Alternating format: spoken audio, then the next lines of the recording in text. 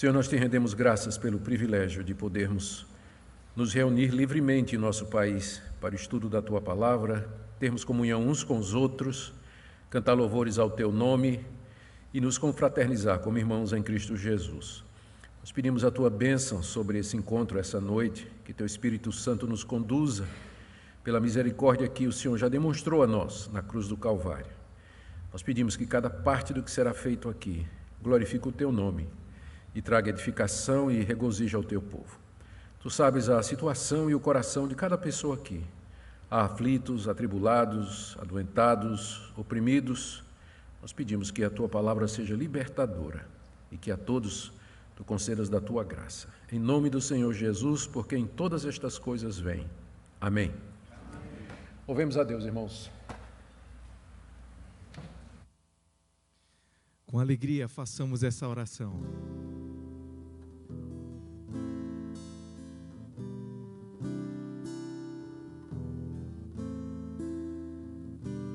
Abre meus olhos, ó Deus do meu ser, só Tua face anseio por ver, ao contemplar-te no escuro ou na luz, sonho acordado, querido Jesus.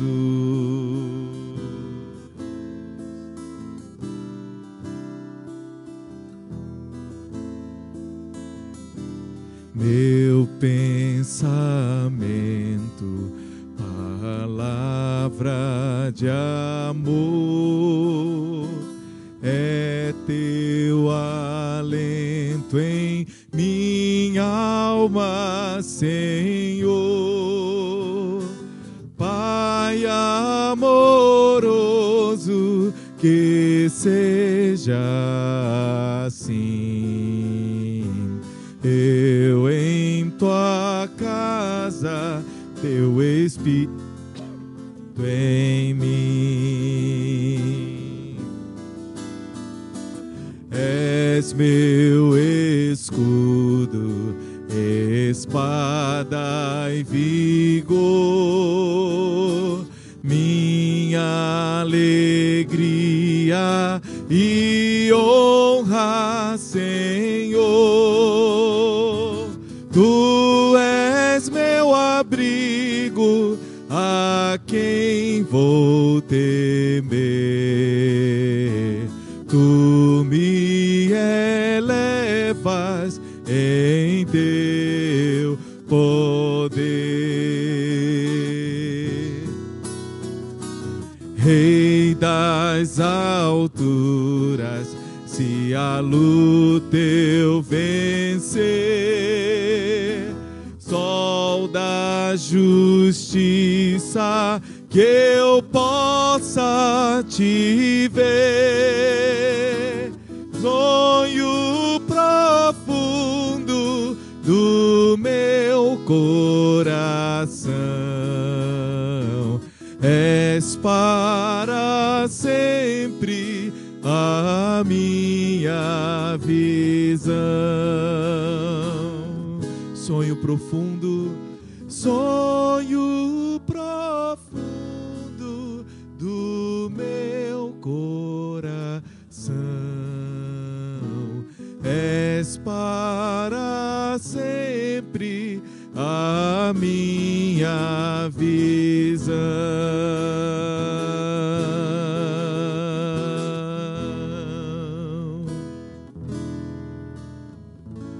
Tu que estás assentado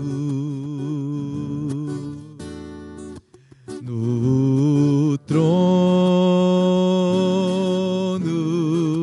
sempre reinando, soberano,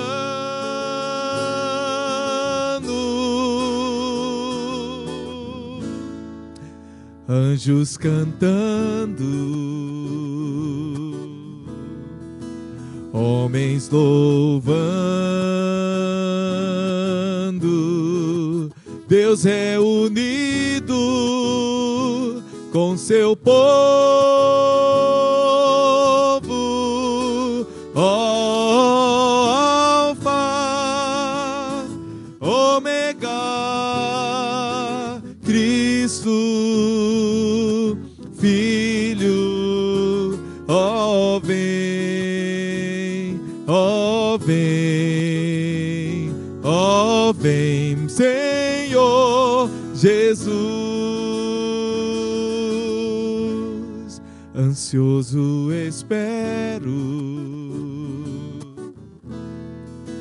a sua volta no grande dia em que tu virás. Então subiremos, contigo estaremos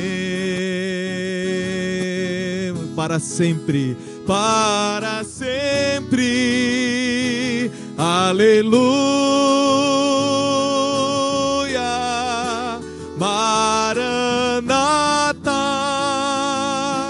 Cristo, Filho, Mestre, ó vem, ó vem, ó vem, Senhor, ó Alfa e Ômega, ó Alfa, Ômega, Cristo, Filho, ó vem, ó vem, ó vem, Senhor Jesus.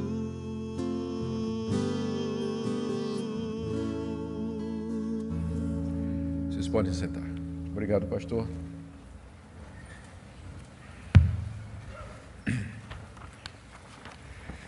Primeira carta de Paulo aos Coríntios, capítulo 1, versos de 8 a 11. A lei e seus objetivos. Sequenciando nossos estudos nessa carta do apóstolo Paulo a seu filho na fé, Timóteo.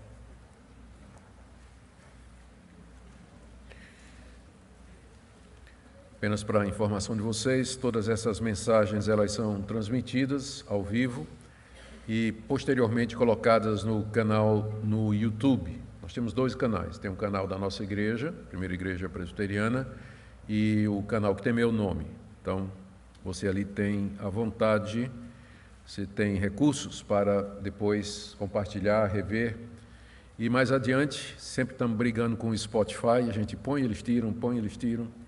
Então, mas sempre vai no formato de podcast para o Spotify, e para quem não tem, o Deezer também tem as nossas mensagens. Então, é uma boa oportunidade para escutar no carro, dar para um colega, baixar no pendrive e assim por diante. Muito bem, queridos, 1 Timóteo 1, de 8 a 11. Sabemos, porém, que a lei é boa se alguém dela se utiliza de modo legítimo, tendo em vista que não se promulga a lei para quem é justo, mas para transgressores e rebeldes, irreverentes e pecadores, ímpios e profanos, parricidas e matricidas, homicidas, impuros, sodomitas, raptores de homens, mentirosos, perjuros e para tudo que se opõe a sã doutrina, segundo o evangelho da glória do Deus bendito, do qual fui encarregado. Até aqui a leitura da palavra de Deus. Oremos mais uma vez, irmãos. Senhor, diante da Tua palavra autoritativa, inerrante, infalível, inspirada, nós pedimos humildemente que o Senhor nos dê uma disposição mental apropriada para entender o seu significado e aplicar à nossa vida, de forma também que nós possamos compreender a realidade que nos cerca, a partir da perspectiva da Tua palavra. Nós pedimos, ó Deus, que Teu Espírito Santo domine esse lugar, que toda obra maligna, toda ação inimiga, Senhor, seja impedida pelo Teu Espírito Santo, que o diabo não perturbe o nosso entendimento com tentações, distrações de forma que nós percamos o sentido da Tua palavra, mas dá-nos foco, atenção, para aquilo que o Senhor deseja nos falar. Em nome de Jesus. Amém. Bem, meus irmãos, na mensagem anterior, nós vimos o apóstolo Paulo dando a Timóteo a missão pela qual o deixara na cidade de Éfeso. Essa missão, como nós lemos nos versos 3 e 4, é que Timóteo ficasse na cidade para admoestar algumas pessoas que dentro da igreja estavam ensinando uma doutrina diferente daquela que Paulo havia ensinado no início. Paulo diz a Timóteo que o objetivo dele, o propósito dele, ao confrontar esses falsos mestres, são três coisas. Ele fala de um coração puro, verso 5, de uma consciência boa e de uma fé sem hipocrisia. Era isso que Timóteo deveria procurar produzir no coração daqueles falsos mestres, donde percebemos o coração pastoral do apóstolo Paulo e a esperança que ele tinha de que, talvez, confrontados com a palavra de Deus, aqueles mestres pudessem perceber o seu erro, o seu ensino e voltar à verdade que eles haviam aprendido, pois, evidentemente, essas pessoas, ao que tudo indica, eles tinham sido membros da igreja de Éfeso, eles tinham talvez se convertido com o apóstolo Paulo, mas agora seguiam outra doutrina. Paulo tem a esperança de trazê-los de volta através do confronto que Timóteo faria. E depois, ainda escrevendo, ou ainda dando essas orientações a Timóteo, nos versos 6 e 7, Paulo expõe algumas características desses mestres, para que Timóteo visse claramente aquilo que ele tem que combater. Paulo diz no verso 6 que essas pessoas se desviaram da fé pura, de uma consciência limpa e de uma fé não fingida, e se perderam em palavrório, discursos inúteis, discussões infrutíferas. Eles queriam se passar por mestres da lei, pessoas que eram especialistas, conhecedoras da lei, mas Paulo diz, na verdade, eles não entendem nada do que eles estão dizendo.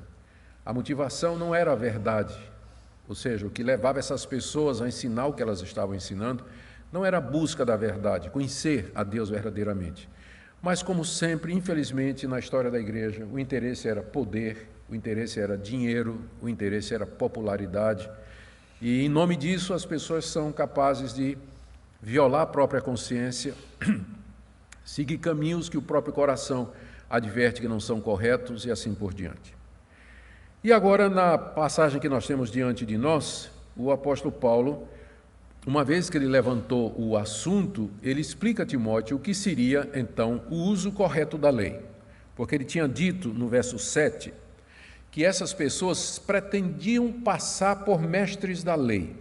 Elas estavam envolvidas, veja o verso 4, fábulas e genealogias, ensinando estas coisas.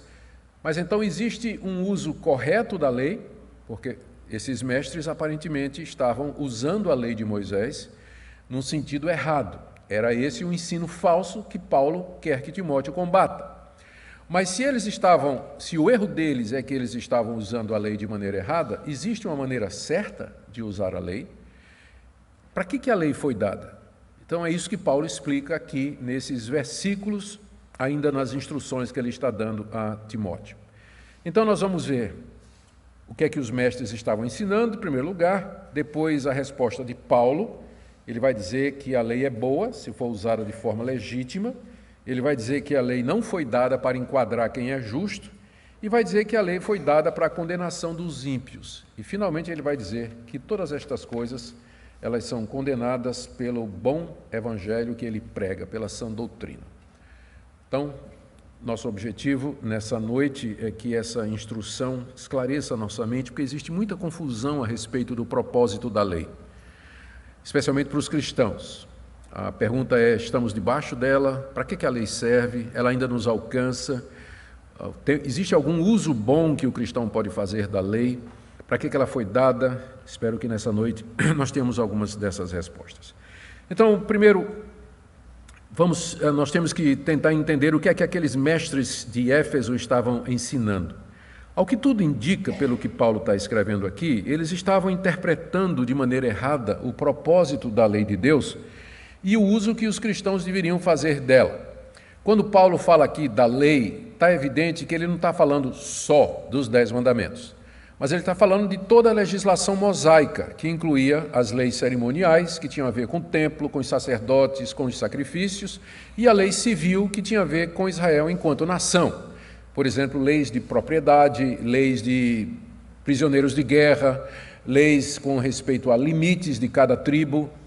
Então, esses mestres estavam pegando toda essa legislação, juntamente com fábulas e genealogias que nós já vimos, eram baseadas nos livros apócrifos e faziam parte do judaísmo do Segundo Templo, ou do judaísmo entre os dois testamentos. E, aparentemente, eles estavam ensinando de que os cristãos deveriam observar os 10 mandamentos, toda a legislação de Moisés, e crer nessas fábulas e nessas genealogias. Em outras palavras, essa heresia lá de Éfeso, ela era o que a gente chama judaizante. Judaizante. Por que esse nome? Porque as pessoas que ensinavam estas coisas, no fim, queriam que aqueles que não eram judeus se tornassem judeus como condição para a salvação. Para isso, eles tinham que se circuncidar, guardar a dieta dos judeus, seguir o calendário religioso, uma série de observâncias da lei cerimonial, e ainda tem toda essa confusão a respeito de fábulas e genealogias, mitos judaicos tirados dos apócrifos que nós já mencionamos. Isso era um uso ilegítimo da lei de Moisés no entendimento do apóstolo Paulo e de todo o Novo Testamento. A resposta que Paulo dá aqui, do verso 8 a 11, ela vai em duas direções. Primeiro, como nós mencionamos, ele vai dizer que a lei é boa, o problema é o uso que as pessoas fazem dela. Depois ele diz para que a lei foi dada, e ele termina dizendo aquilo que o cristão, na verdade, deve seguir. Então vamos ver a resposta número 1, no verso 8. A lei é boa se usada de forma legítima. Verso 8, não é? Sabemos, porém, em contraste, nós sabemos, porém, isso aqui estabelece o contraste com o que ele disse antes. O que ele disse antes? Os falsos mestres pensam que sabem, porém nós sabemos. Eles pensam que sabem alguma coisa, porém nós sabemos a verdade. E a verdade é essa, verso 8, que a lei é boa se alguém dela se utiliza de modo legítimo. A lei é boa se utilizada da maneira para a qual ela foi dada, se ela é usada de acordo com o propósito dado por Deus. Se usada assim, a lei é boa, ela é correta. E que tipo de uso legítimo é esse que a gente pode tirar olhando o Novo Testamento? A lei é boa quando ela é usada, primeiro, para mostrar a santidade de Deus.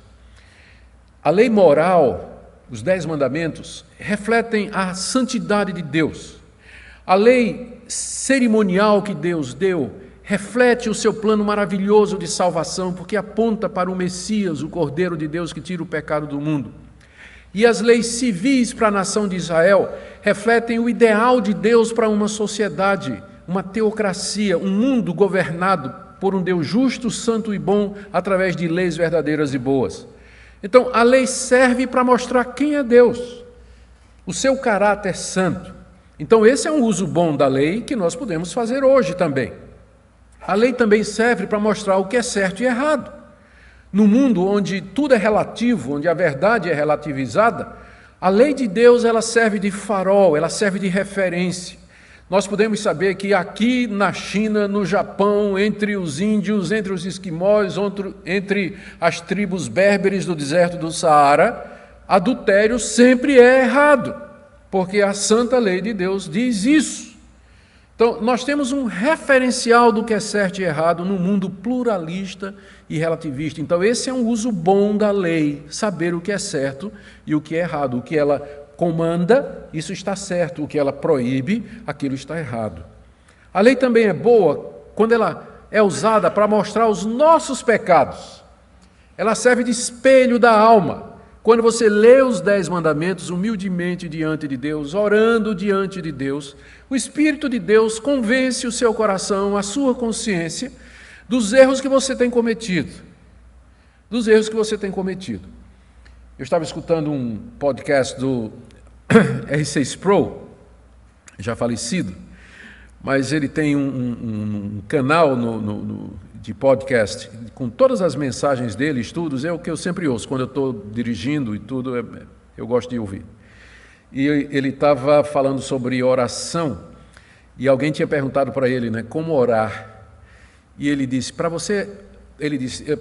você aprender a orar, você pode usar 3 coisas. Você pode usar a oração do Pai Nosso, que serve de base. Você pode usar o credo dos apóstolos, como base também. Mas, acima de tudo, os 10 mandamentos. Ore os 10 mandamentos, por exemplo. Não terás outros deuses diante de mim. Então, se aproveita para adorar Deus, porque Deus é o único Deus verdadeiro, não há outro Deus além dele. E aí você vai ter que admitir diante de Deus que você tem tido outros deuses. Seu carro, sua mulher, seus filhos, seu emprego, tudo aquilo que cativa o seu coração e tem o primeiro lugar na sua vida é um rival de Deus. Então, já no primeiro mandamento, a gente se quebra todinho, né? Já se quebra. Aí pronto, quando chega a partir do 5º, não é, que fala das relações humanas, não adulterarás, não dirás falso testemunho, você vai terminar de orar os 10 mandamentos, quebradinho, roxinho de tanto apanhar. Então, esse é um uso bom da lei de Deus. É um uso legítimo da lei de Deus, porque ela foi dada para caracterizar o pecado, mostrar a nossa transgressão, e, aqui outro uso bom da lei, ela foi dada para apontar a necessidade que temos de um Salvador. Jesus se referiu à lei, nesse sentido, como um aio, que é a tradução da palavra pedagogo no grego. O pedagogo é uma palavra composta de paidia, quer dizer criança, e o verbo ago, que significa guiar. Um pedagogo é alguém que guia uma criança. Daí veio a ideia de professor, especialmente professor de criança. Daí a ideia de aio. O aio era um servo, naquela época, que era contratado para dar instruções às crianças enquanto elas ainda estavam debaixo da autoridade do seu pai. Paulo usa essa palavra para dizer, a lei serve de aio, de pedagogo, para nos levar a Cristo. A lei nos ensina que nós precisamos de Cristo, porque ela mostra que nós não somos nada, que quebramos toda a lei, que se a salvação for pela guarda da lei, ninguém vai se salvar, e a lei, então, nos faz gritar aquela pergunta que está no final do capítulo 7 de Romanos. Miserável homem que sou, quem me livrará do corpo dessa morte? Qual é a resposta que o próprio Paulo dá? Graças a Deus por Jesus Cristo, nosso Senhor. Então, a lei tem esse uso bom. Ela serve para mostrar também o que Deus aprova e desaprova. Então, isso é o que Paulo está dizendo aqui. A lei é boa, verso 8, se alguém dela se utiliza de modo legítimo. Então ele já começa dizendo isso. Ele não está negando, ele não está dizendo que a lei é ruim. É importante dizer isso, porque ele vai combater os judaizantes. Os judaizantes estavam usando a lei. Então poderia dar a impressão de que Paulo estava dizendo que a lei era ruim. E ele começa dizendo, de jeito nenhum. Nós sabemos que a lei é boa, mas ela é boa se você a usa de uma forma correta. O pecado é tão desgraçado que a gente pega as coisas boas que Deus nos deu e a gente corrompe. Uma das coisas boas que Deus nos deu foi sua lei. E então ela é corrompida, é usada de forma errada, como aquelas pessoas estavam usando. Segunda coisa que Paulo nos diz aqui, está no verso 9, é que a lei não foi promulgada para enquadrar justos. Verso 9. Tendo em vista, sabemos que a lei é boa se alguém se utiliza de modo legítimo, tendo em vista que não se promulga lei para quem é justo. Essa é uma verdade que não é só uma verdade bíblica, essa é uma verdade universal do senso comum. A lei não é dada para cidadãos que andam corretamente. Se eles andam corretamente, né, estão dentro da lei. Quando ele usa aqui promulgado, essa palavra significa passar uma lei, e a gente deve entender que Paulo quer dizer passar uma lei com o objetivo de enquadrar e condenar. Então, nesse sentido, ninguém promulga a lei para quem é justo. Isso é uma verdade universal, não precisa ser cristão para saber disso. Não se passam leis para cidadãos que são cumpridores dos seus deveres. A lei não foi dada para enquadrar um cidadão que anda corretamente. Não é esse o alvo da lei. E trazendo mais especificamente para o cristianismo, a lei de Deus não foi dada para enquadrar e condenar quem já foi justificado pela fé e pela graça em Cristo Jesus, que eu creio que é o ponto que Paulo está dizendo aqui. Não se promulga a lei para quem é justo. Ele está dizendo que o crente em Jesus, ele já foi justificado diante de Deus. Ele é considerado como um cumpridor da lei com base na justiça de Cristo.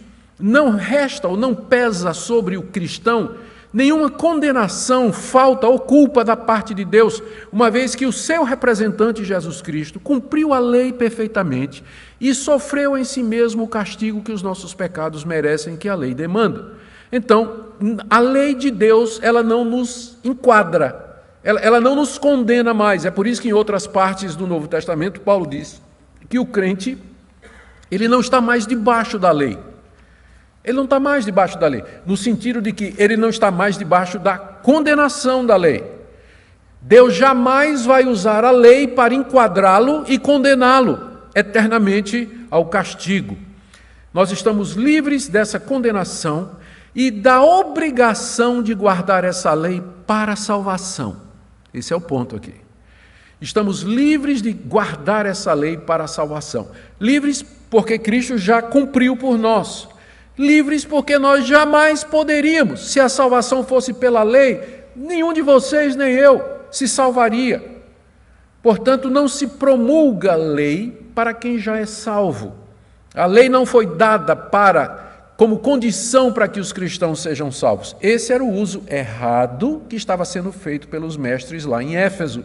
Era outra doutrina que eles estavam ensinando.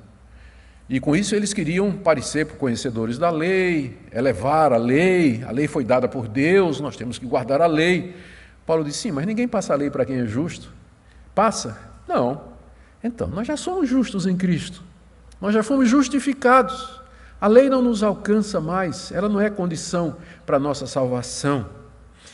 E a terceira coisa que Paulo diz é que a lei, na verdade, ela foi dada para condenar os ímpios. Veja o verso 9.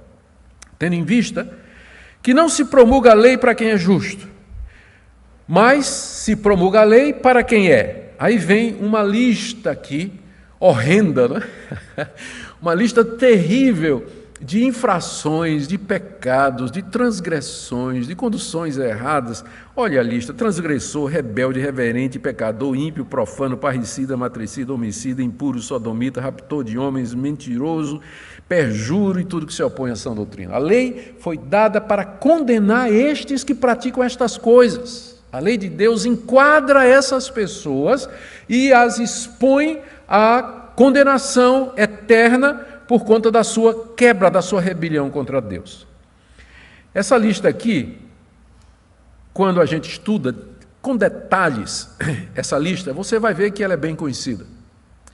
Na verdade, o que você tem aqui são os 10 mandamentos. São os 10 mandamentos. Paulo enquadra todo mundo aqui nos 10 mandamentos. Vamos ver? Os primeiros 4 mandamentos, eles falam a respeito de Deus. Eles falam que nós não devemos ter outro Deus a não ser esse Deus. Fala que nós não devemos adorar imagens de escultura, nem prestar-lhes culto. Fala que nós devemos zelar pelo nome de Deus e não tomar o nome de Deus em vão. Não somente o nome de Deus, mas as coisas de Deus. 1, 2, 3, 4, 5, 6. As 6 primeiras categorias que Paulo coloca aqui são de pessoas que quebram esses mandamentos referentes a Deus. Transgressores, porque quebram as leis de Deus. Rebeldes, estou lendo aqui a lista, porque são insubordinados contra Deus. Irreverentes, porque não respeitam a Deus. Pecadores, porque rejeitam a Deus e fazem o que Deus odeia. Ímpios, a palavra ímpio quer dizer alguém que é não pio. Pio quer dizer piedoso. Então, ímpio, alguém que não tem piedade, não tem religião, é um ateu. Tanto é que algumas traduções aí traduziram como ateu, o ímpio. É nesse sentido aqui, não no sentido moral, mas no sentido espiritual, alguém que não tem religião, por assim dizer, não tem amor ou temor a Deus, e algumas traduções traduziram como ateu, eu não traduziria. mas foi traduzido porque no final é esse o sentido mesmo. Também é uma quebra dos 3 primeiros mandamentos. Profano, o que é um profano? Não tomarás o nome do Senhor teu Deus em vão. Percebe? Então essas 6 primeira categoria é uma quebra daqueles mandamentos referentes a Deus, que são os primeiros dos 10 mandamentos. Aí ele continua. Parricidas e matricidas. Se parece nome de remédio contra a barata, não é? Mas não é não. Parricida é quem mata o pai e matricida é quem mata a mãe. Que mandamento é quebrado aqui por esses? Honra teu pai e tua mãe. Não é? Que é o 5º mandamento, está lá em Êxodo, capítulo 20, verso 12. O próximo da lista é homicida. Homicida é uma pessoa assassina, é uma pessoa que mata outras. Que mandamento ele está quebrando? Não matarás. Êxodo capítulo 20, verso 13. Depois vem impuros. Impuro aqui é impuro sexualmente, significa alguém que pratica imoralidade sexual. E sodomita. A palavra sodomita no grego, arsenokoites, é uma palavra dupla. Arsen de andros, homem, koites de coito, relação sexual. Aquele que tem relação sexual com o homem. Traduzido, sodomita. Por que sodomita? Porque foi lá em Sodoma que pela primeira vez na Bíblia aparece homens querendo ter coito com outros homens. Os homens da cidade queriam pegar os amigos de Ló e ter relação com eles. Por isso, o arsenocoites é chamado de sodomita. É o que pratica homossexualidade. A tradução homossexual, que é feita em algumas traduções, está absolutamente correta. Sodomita não faz muito sentido, né, hoje, especialmente para quem não conhece a história bíblica. Então, a tradução homossexual praticante seria a tradução correta. O que é que mandamento os impuros sexualmente e os sodomitas quebram? Não adulterarás. Porque aquele mandamento não só está proibindo adultério, ele está proibindo todo tipo de impureza sexual. Então, eles estão quebrando o 7º mandamento. Olha o próximo da lista. Raptores de homens são pessoas que sequestram, que roubam pessoas para vendê-las no mercado de escravos. Que mandamento estão quebrando? Não roubarás. E por fim, mentirosos e perjuros. Perjuro é uma pessoa que jura falsamente. Que mandamento está quebrando? Não dirás falso testemunho. Está vendo? Está todos os 10 mandamentos aqui. E você pergunta, cadê o 10º? Não cobiçarás. Ué, ele é o resumo de tudo mais, né? Tudo mais começa com a cobiça, o desejo de ter o que não é seu. Por isso você mata, mente, adultera, desrespeita, faz o diabo para ter o que você deseja, cobiça no seu coração. Então, o que Paulo está fazendo aqui é dizendo, a lei não foi dada para quem já foi justificado dos seus pecados. Um crente pode ter sido tudo isso aqui, mas quando ele se arrependeu e ele creu em Jesus, ele foi justificado, ele foi perdoado de tudo isso. A lei não enquadra mais. Mas quem não está em Cristo, ele está enquadrado debaixo da lei. Esse é o uso legítimo da lei. Ela foi dada não para quem é justo, mas para esse tipo de transgressor, para gente que vive longe de Deus na prática de todos esses pecados que estão aqui nomeados, devidamente caracterizados e relacionados com os 10 mandamentos. E Paulo termina dizendo, né, fazendo um resumo, no verso 10, lá no final do verso 10, ele diz assim, depois de falar de mentirosos e perjuros, e ele diz, a lei foi dada para condenar tudo que se opõe à sã doutrina. Aqui, com essa palavra, para condenar tudo que se opõe à sã doutrina, Paulo está dizendo que o falso ensino daqueles mestres se equipara às transgressões acima. Por uma razão simples, porque no final permite tudo isso ou leva tudo isso. Traz o crente de volta para debaixo da lei. Traz o cristão para debaixo da tentativa de se salvar diante de Deus. A lei é assim. Na hora que você diz, eu quero ser salvo pela lei, e você se mete debaixo dela, você vai ver que você é tudo isso aqui. Então, a melhor coisa para você fazer é não ficar debaixo dela. E só tem uma maneira de você não estar debaixo da lei, é você estar em Cristo, que cumpriu a lei por você, e levou a sua culpa na cruz do Calvário. Então, o ensino daqueles mestres, reiterando e reafirmando a necessidade de guardar a lei como salvação, tinha o efeito de trazer os crentes de volta para debaixo da lei. E como resultado, eles veriam que eles são matricidas, homicidas, sodomitas, perjuros e tudo mais. Por isso que Paulo diz que os que se opõem à sã doutrina, tudo que se opõe à sã doutrina, acaba caindo nesse outro lado, trazendo condenação. Por isso que ele equipara o ensino daqueles falsos mestres ao efeito negativo e condenatório da lei. A lei foi dada para todos esses aqui e para tudo o que se opõe à sã doutrina. A sã doutrina, no contexto, é o ensino do apóstolo Paulo. É chamada de sã doutrina, quer dizer, ensinamento saudável, porque é certo, porque é correto, verdadeiro e produz vida. E produz comunhão com Deus, produz salvação. Nesse sentido é a sã doutrina boa, ela não tem defeito. É a doutrina ensinada pelos apóstolos, baseada em Jesus Cristo, e que nós temos aqui na Bíblia. Então essa é a sã doutrina. O que se opuser a isso, vai cair debaixo da lei e da condenação, exatamente como aquelas atitudes. Paulo diz aqui no final do verso 11, de que essa sã doutrina é segundo o evangelho da glória do Deus bendito, do qual ele foi encarregado. Paulo tinha sido encarregado de anunciar esse evangelho. Ele já, mais adiante aqui, ele vai contar a história disso. Ele vai dizer como Deus o encarregou de anunciar esse evangelho. Foi um encargo que ele recebeu. Ele se refere a esse evangelho como sendo da parte do Deus bendito. Não foi alguma coisa que Paulo criou, mas o evangelho que ele prega veio de Deus, tem origem em Deus, procede de Deus, e tem como alvo a glória de Deus. Verso 11, o evangelho da glória do Deus bendito. No final, esse evangelho procura a glória de Deus. Percebe o contraste com o ensino da lei? Porque se a salvação é pela lei, de quem é a glória no final? É do homem, porque ele guardou a lei e foi salvo pela lei, então a glória é dele. Mas se a salvação é pela graça mediante a obra completa de Jesus Cristo, de quem é a glória?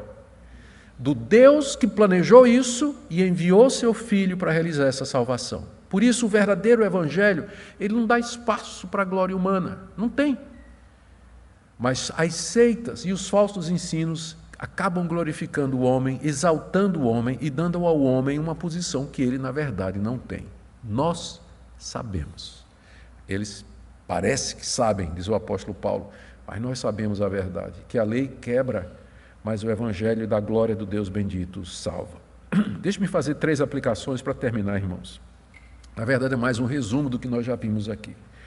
Primeiro, a lei de Deus, ela é boa se usada legitimamente. A discussão sobre o papel da lei foi muito grande no período da Reforma. Mas 3 usos da lei foram discernidos pelos reformadores e que estão presentes nas confissões, nos catecismos. Na parte que eles tratam de lei, eles perguntam no catecismo e na confissão qual o uso correto da lei. Sempre começa assim, se o cristão ainda está debaixo da lei. A resposta é, nós não estamos mais debaixo da lei para salvação e muito menos para condenação. Mas então, existe algum uso da lei para o cristão? Sim, 3 usos. Primeiro, a lei serve como limite e freio para o pecado da humanidade e para discernimento do certo e do errado. Então, sempre nós vamos estar voltando para os 10 mandamentos. Porque, querendo ou não, os 10 mandamentos, eles estão refletidos no coração e na consciência da humanidade e servem de freio na sociedade. Tem pessoas que, mesmo não conhecendo o Evangelho, elas têm um certo temor de cometer determinadas transgressões. E de onde vem esse temor? Por isso que você encontra pessoas que não são crentes, até ateu, mas que têm uma conduta moral aparentemente boa, que praticam atos bons. De onde vem essa consciência? É exatamente a lei de Deus gravada no coração e na consciência de todos, que serve de freio para que as pessoas não sejam tão ruins quanto elas possam ser. Então esse é o primeiro uso da lei. Segundo, ela serve, como Lutero chama, de amarreta de Deus, para quebrar o nosso orgulho, a nossa justiça própria, expor o nosso pecado e apontar para Cristo. Apontar para Cristo como sendo o nosso Salvador. Esse é o segundo uso da lei. O terceiro uso da lei, e aqui foi João Calvino que falou mais sobre isso, é que a lei, na verdade não Calvino, depois de Calvino, os puritanos, especialmente a turma de Dort, do concílio de Dort, a lei ela serve de norma de gratidão. Uma vez que você foi salvo pela graça, enxotado pela lei, a lei lhe condena, a lei diz que você não merece nada a não ser culpa e condenação, você corre para Cristo para ser justificado pela fé. Você é justificado pela fé em Cristo e, cheio de gratidão, você diz a Jesus: Senhor, de que maneira eu posso te agradar aqui nesse mundo? O que é que eu faço para te servir?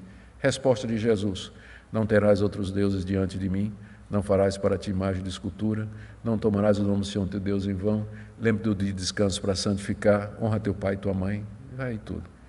Como no dizer de Lutero, a lei nos leva a Cristo para a justificação e Cristo nos manda de volta à lei para a santificação. Então não estamos sem lei, só que a lei não funciona como caminho de justiça para nós, mas como caminho de gratidão, porque eu sou grato a Deus. Eu vou amar a minha esposa, vou ser fiel à minha esposa, vou ser honesto nos meus negócios, não vou dar falso testemunho, não vou querer nada de ninguém, vou obedecer, vou honrar as autoridades, vou temer a Deus como o único Deus verdadeiro, porque eu sou grato, não para ser salvo, mas porque eu já fui, pela misericórdia de Deus. Amém? A última coisa para dizer aqui é que o Evangelho, e somente ele, conforme ensinado pelos apóstolos de Jesus Cristo, é a sã doutrina. Existe uma sã doutrina, nem toda doutrina é boa. Nós queremos a sã doutrina. Vocês viram aqui o prejuízo que uma doutrina errada pode causar. É por isso que Paulo disse a Timóteo: fica em Éfeso, repreende essas pessoas, não deixa que elas continuem ensinando essas fábulas e genealogias, esses usos errados da lei se passando por mestres, porque eles estão ensinando alguma coisa que se opõe à verdadeira doutrina. Amém, irmãos? Que sejamos zelosos, cuidadosos naquilo que nós cremos, porque aquilo que nós cremos tem e terá consequências eternas. Nós vamos orar? Vamos ficar em pé? Vamos chamar o orador oficial de toda segunda. Pastor Cláudio, vem cá. É o nosso pastor titular. Ore aqui, pastor, encerrando esse culto, por favor. Nós queremos agradecer as orações dos irmãos. Nós anunciamos na segunda-feira passada que íamos a Belém para o encontro da fé reformada. Foram 3 dias muito abençoados na primeira igreja presbiteriana de Belém. Muitas pessoas, muitos irmãos de várias igrejas e denominações estavam presentes para ouvir a palavra de Deus. Vem, pastor, por favor. Oremos ao Senhor. Pai, muito obrigado, Senhor Deus, pela Tua palavra, que é tão clara e que nos conduz à verdade. Muito obrigado porque a lei aponta a nossa incapacidade de cumprir perfeitamente e nos mostra que não podemos ser justificados pela observação dela, mas ela nos leva a Cristo Jesus. Conscientes da nossa impossibilidade, da nossa pecaminosidade, nós corremos, ó Senhor Deus, para a cruz de Cristo e recebemos ali graça, perdão, e ali somos justificados por causa dos méritos do nosso amado Redentor. Ele sim veio a esse mundo, cumpriu perfeitamente a lei, se sujeitou, Senhor Deus, como homem a tudo isso. E agora pode nos dar a salvação, porque Ele entregou a sua vida por nós, recebeu a condenação que era contra nós e caiu sobre Ele. E agora Ele coloca sobre nós a sua justiça. Louvado seja o Teu nome por isso, Pai. Porque em Cristo Jesus nós obtemos a salvação que o Senhor providenciou para nós. E com isso nós voltamos à Tua palavra no desejo de poder vivê-la para a Tua honra e glória. Ajuda-nos, pois, Senhor Deus, a manter uma vida de santificação, a crescer na graça e no conhecimento do Senhor, a ter na Tua palavra e na Tua lei, Senhor Deus, aquilo que é mais desejável para a nossa vida. Queremos viver para a Tua glória, por isso abençoa-nos, ó Senhor Deus, aplica essas verdades ao nosso coração, faz com que possamos fazer com que a nossa vida possa honrar o Teu nome, Senhor Deus. Livra-nos do mal, perdoa os nossos pecados e nos desafia a viver essa vida semelhante à vida do Teu Filho amado Jesus. É o que nós Te pedimos em oração, em nome dEle, Pai. Amém, Senhor Deus. Amém, Pai. Amém.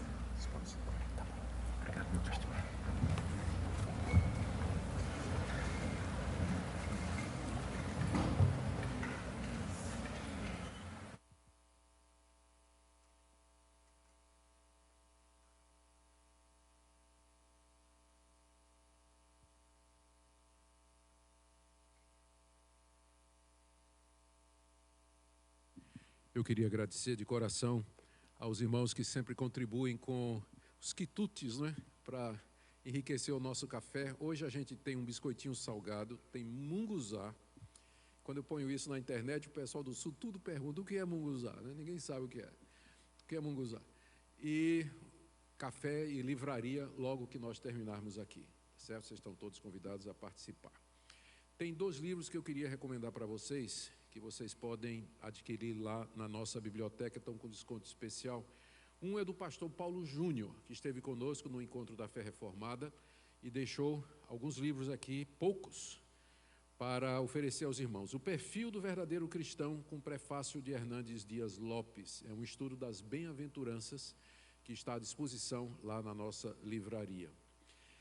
Esse livro nós escrevemos, já está na 2ª edição, Fé Cristã e Misticismo. Ele trata da relação da fé reformada com vários desses temas relacionados a essa briga, né, que tem de reformado, pentecostal, aí tem dom de línguas, batalha espiritual, tem um monte de coisa aqui nesse livro. Foi escrito pelo Alderi Souza de Matos, que é o historiador da IPB, ele é doutor em História da Igreja, presbítero Francisco Solano Portela Neto, que é bem conhecido também, Heber Carlos de Campos, não o filho que vocês aprenderam a gostar, que teve aqui no Congresso, mas o pai, que é melhor do que o filho, e Augusto Nicodemos. Então, nós escrevemos vários artigos sobre fé cristã e misticismo. Esse livro está também disponível lá na livraria. Nós vamos dar oportunidade aí para 2 ou 3 perguntas, e que sejam perguntas, né? Mais uma vez, aqui o Eloy, por gentileza. Levanta a mão, Eloy. Está ali. Atendeu o Eloy ali. Está indo lá o diácono. Aqui na nossa igreja é diferente das outras, né? Porque diz assim, resistir ao diácono e ele fugirá de vós. Mas aqui os diáconos são uma bênção. Por favor. Reverendo, graças e paz. Graças boa e noite, paz, igreja. Reverendo, eu gostaria de escutar do senhor qual a maneira correta de guardar o 7º dia, o dia de descanso. Sim. Que é muita confusão. Eu recentemente